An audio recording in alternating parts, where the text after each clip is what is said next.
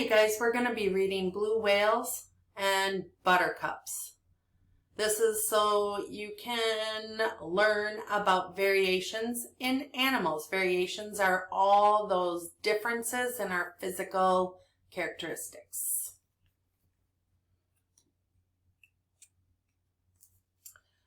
How are living things different?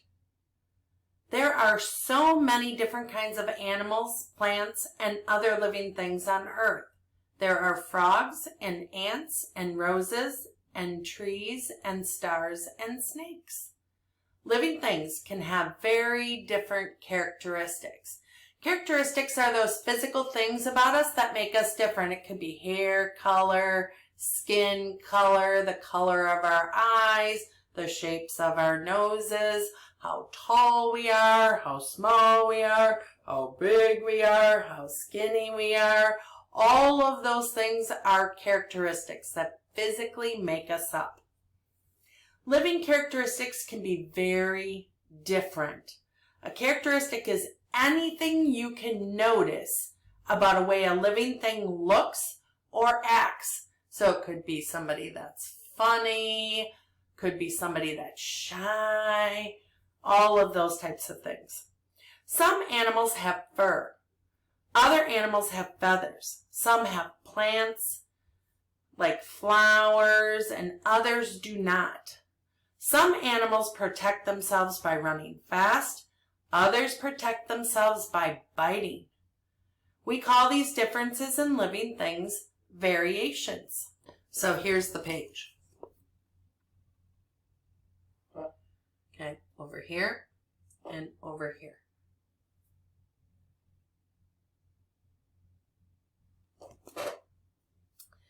In order to study variations in living things, scientists collect information about plants and animal species. Scientists observe how animals or plants look on the outside and on the inside. They also observe what living things do. Each species has its own characteristics that make it different from other species. Living things can grow to be different sizes. You can find lots of variation in the sizes of living things. Compared to people, elephants are huge. But it would take about 20 big elephants to match the weight of just one blue whale. And the biggest tree weighs more than 40 blue whales. That is ginormous. Even living things that share many characteristics can be very different in size. When the smallest bat spreads their wings, they only stretch about 6 inches wide. The biggest bats can spread their wings about 60 inches. That's 10 times wider. So if you look at how tiny that bat is. Super small. Below are tiny plant-like living things that can float in the ocean. They are too small to see without a microscope. And then there's a huge sequoia tree, and then there's a tiny little itty-bitty frog, and some pretty tall penguins. You look at that little itty-bitty frog.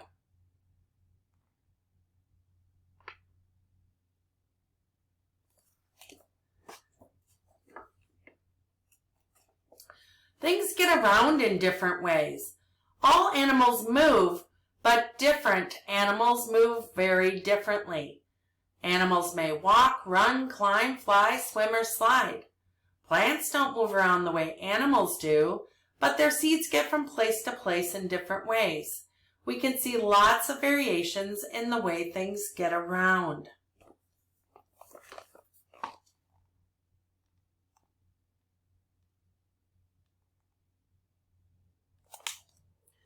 And here's some more ways that things get around. I don't like snakes, so if I see one of those moving towards me, I am running the other way. Living things protect themselves in different ways. What do we call this? Headings. That's right. And we see that on this page.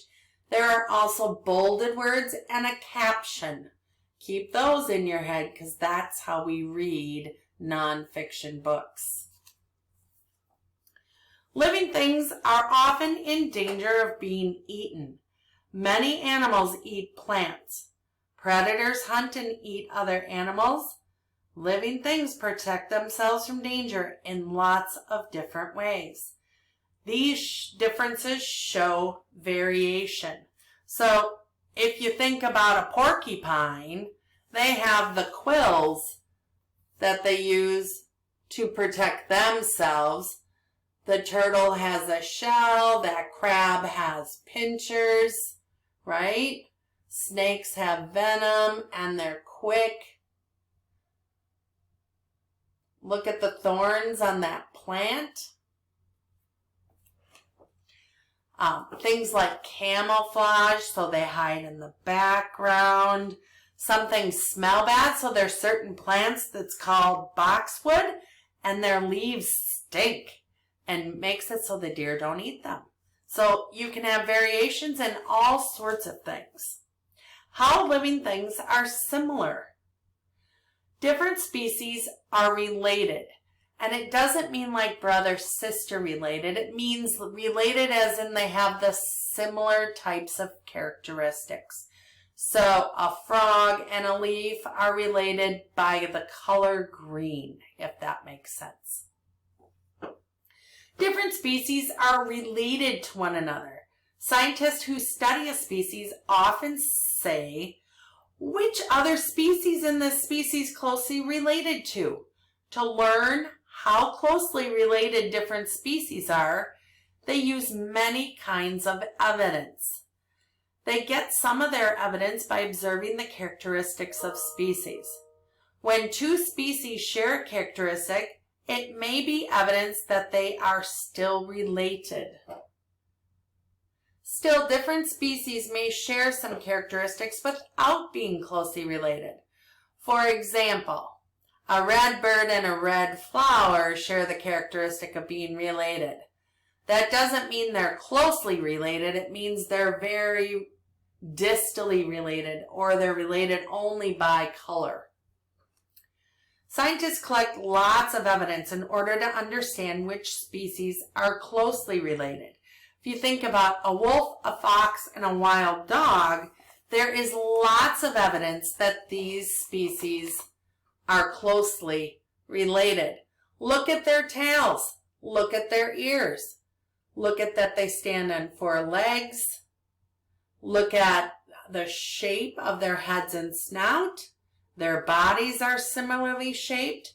They all probably have the same makeup for their teeth, how they eat animals. There are lots of characteristics that link these together, so they are closely related.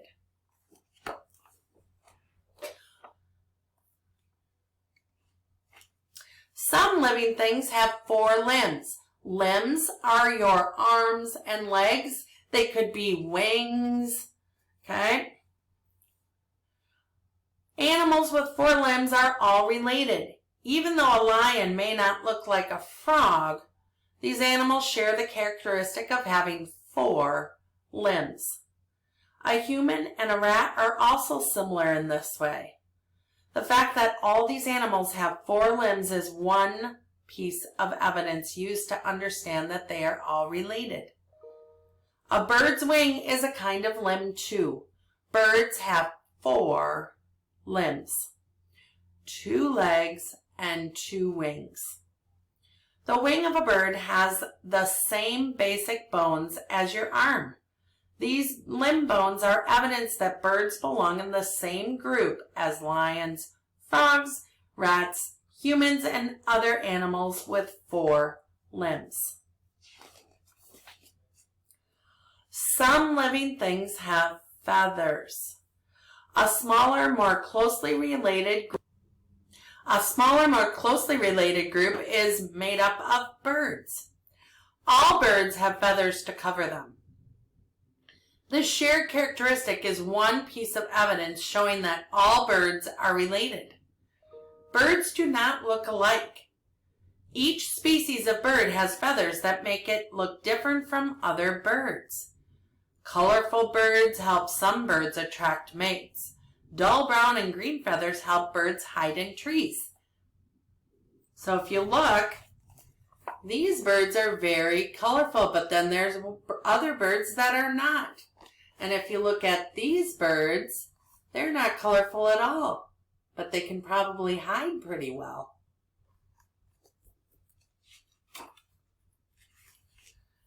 Some living things have different flowers.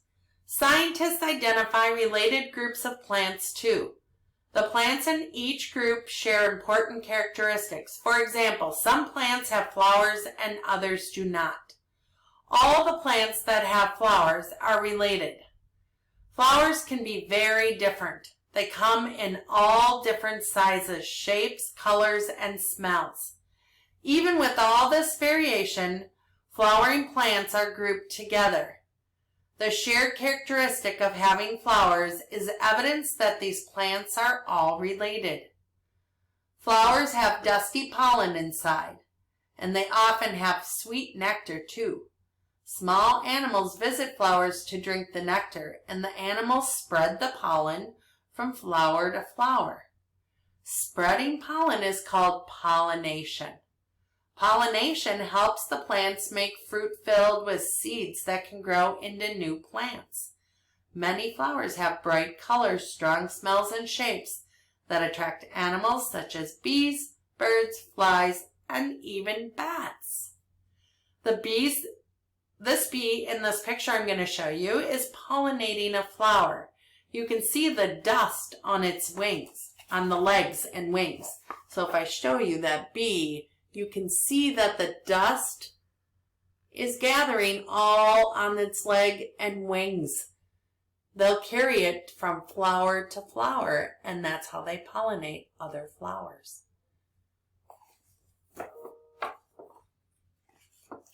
All living things are related. What? Yes, I mean it. We all have living cells. That means we're related to all other living things. But that is only one way.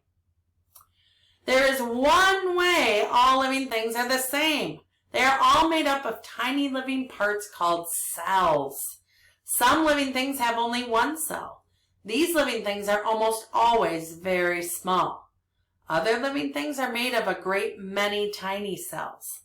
Whether they are big or small, simple or complex, plant or animal, all living things are made of cells.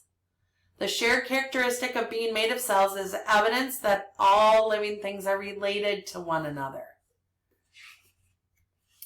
That is the end of our book. Look further for directions from your teachers. Have a great day.